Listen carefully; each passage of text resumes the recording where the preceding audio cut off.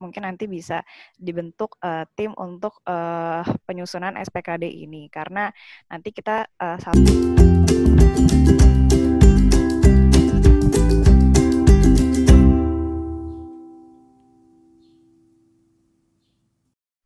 Baik, terima kasih Bu Maudi, informasinya sudah cukup padat apa yang telah disampaikan, dan nanti akan kita tidak lanjuti dengan proses penyusunan agenda kerjanya untuk menindaklanjuti pertemuan kita pada hari ini. Nah, selanjutnya kami berikan waktu kepada Pak Farhan, mungkin Bu Maudi ya, yang berkenaan dengan teknis aplikasi sepakat itu sendiri. Untuk itu waktu kami persilahkan Pak Farhan.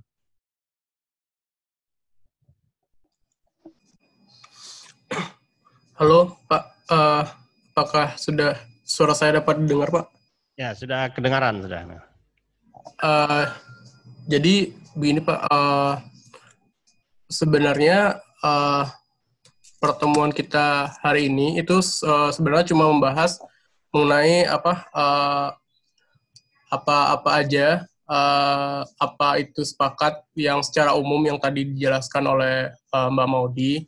Kemudian juga apa aja persyaratan yang harus dipersiapkan. Nah, itu juga udah dijelaskan juga tadi sama Mbak Maudi. Nah, untuk teknisnya, nah itulah nanti akan kita jelaskan pada pelatihannya, Pak. Jadi begitu. Jadi saya rasa sudah cukup.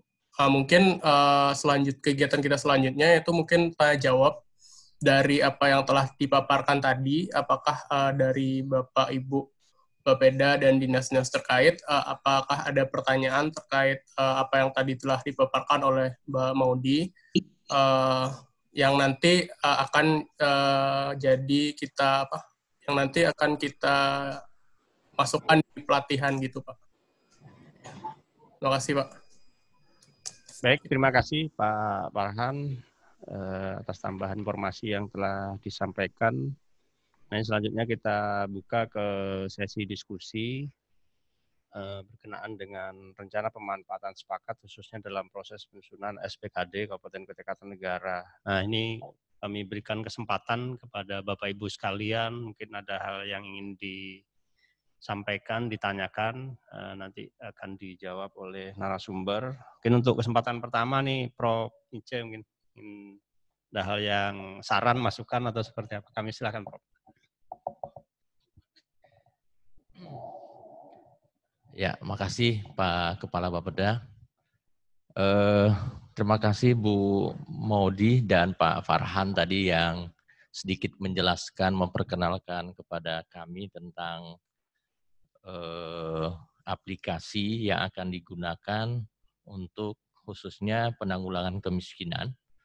Ya, yang menurut hemat kami tentunya kami baru mendengar dan perlu untuk mempelajarinya lebih jauh. Namun dari diskusi ini, karena tadi dijelaskan masih pengantar banget, intinya bahwa mudah-mudahan melalui aplikasi sistem penanggulangan kemiskinan yang mungkin kalau saya kategorikan bisa terpadu yang disampaikan oleh Bu Maudi dan Pak Farhan tadi bisa digunakan oleh pemerintah Kabupaten Kutai Kartanegara, khususnya mensasar fokus dan lokus tempat-tempat kemiskinan yang ada. Tadi saya lihat bahwa yang mendasari utama itu adalah basis data. Baik itu data yang terkait dengan indikator kemiskinan, karena dengan sendirinya aplikasi ini akan menganalisis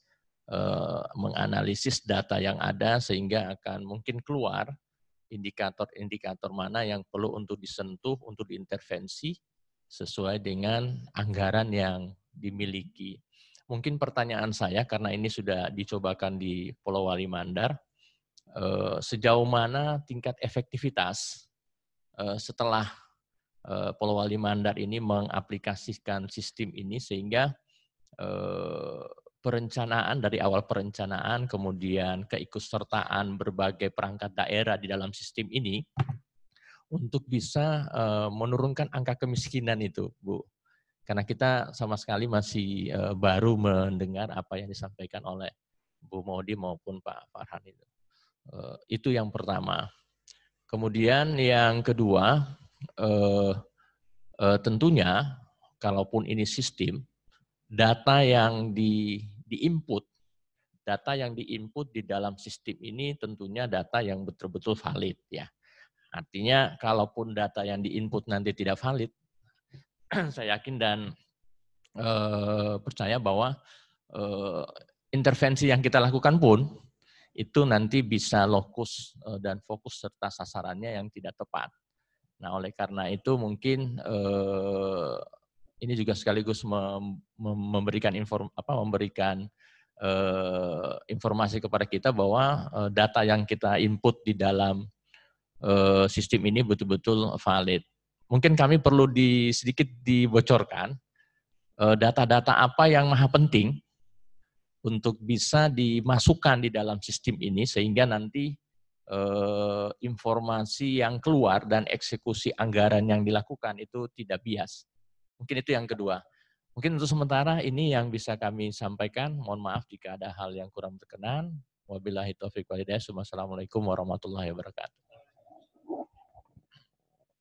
Baik, Prof. Ince, tadi setidaknya ada dua hal yang kami tangkap dari beliau tadi. Ini kita juga ingin tahu, Bu Maudi dan Pak Farhan, tadi bahwa sudah sampaikan ada beberapa daerah yang sudah melakukan atau mengimplementasikan terkait dengan sistem sepakat ini. Nah, beliau tadi menginformasikan kira-kira sejauh mana efektivitas daripada implementasinya di Polewali Mandar khususnya. Kemudian yang kedua, ini terkait dengan data penting apa saja yang dimasukkan dalam sistem ini sehingga itu nanti tidak bias. Nah, mungkin dijawab dulu, Bu. Nanti akan kita lanjutkan dengan penanya-penanya yang lain. Kami persilahkan, Bu. Ya, oke. Terima kasih, Prof, atas pertanyaannya. Oke, jadi untuk efektivitas sendiri, waktu itu pada saat pelatihan di Polewali Mandar, itu banyak sesinya, Pak. Sesi pertama, kita rakornya dulu, kemudian pada pertemuan berikutnya kita ada untuk penulisan draftnya juga. Nah, kalau misalkan saya lihat itu untuk dari pertemuan awal sampai pertemuan akhir, seluruh Bapeda dan dinasnya itu solid gitu sama-sama untuk menyusun itu. Jadi biasanya kan kalau pelatihan selalu ada penurunan peserta ya Pak. Kalau ini selalu terus konsisten gitu dari awal sampai akhir. Makanya penulisannya juga cukup efektif dalam menyelesaikan sampai akhirnya selesai juga finalisasi SPK development tersebut. Itu perlu ada komitmen bersama juga, maksudnya dari Bapeda maupun dari dinas-dinas terkait tersebut seperti dinas pendidikan, dinas kesehatan, dinas sosial, dinas ketenagakerjaan, dinas pangan pertanian juga sama dinas ketahanan pangan pertanian gitu, kelautan perikanan juga. Nah kemudian dan Perindak juga. Nanti kita ada tornya, nanti bisa dilihat di situ ada dinas-dinas apa aja yang terkait. Kemudian cerita sedikit selain Polewali Mandar kita juga telah dimanfaatkan juga oleh Probolinggo, Pak. Nah, mungkin nanti bisa dilihat juga Probolinggo. Probolinggo itu udah dari tahun 2018 menggunakan sepakat. Dan kalau misalkan kita lihat Probolinggo itu pernah mempresentasikan juga Pak kepala Bapedanya waktu kami ke sana. Jadi pada saat 2018 kita pelatihan sepakat dan menggunakan di dalam RPJMD-nya Probolinggo sendiri dan kemiskinannya turun gitu tahun 2019 dan termasuk Probolinggo itu kan termasuk yang kemiskinannya cukup tinggi ya Pak di Jawa Timur dan sekarang udah menurun kemiskinannya. Selain itu juga untuk yang data-data, kalau kami ini kan menggunakan data nasional Pak. Jadi data nasional mungkin nanti kita juga akan mendemokan sedikit ya Pak untuk data-data apa aja sih dalam sepakat. Khususnya kita nanti saya coba login pakai Kabupaten Kutai Kartanegara biar bisa mendapatkan sedikit cuplikan dari potret Kutai Kartanegara sendiri gitu. Nah, kemudian kita juga selain data-data, kita menggunakan data Susenas, Sakernas, Podes tersebut, kita juga telah menghitung RSE-nya Pak. Jadi kita bisa tahu tingkat errornya itu segimana untuk signifikansinya seperti itu. Nah, terus data-data apa aja? Tadi data-datanya ada data pendidikan, data kesehatan, sama data profil daerah itu yang diperlukan. Nanti kita ada template-nya, mungkin bisa di-share. Data-data itu kan ada di data BPS kabupaten ya Pak ya, BPS daerah.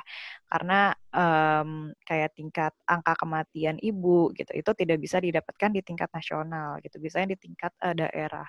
Selain itu seperti angka puskesmas kayak gitu. Ntar kita menginput data tersebut juga gitu.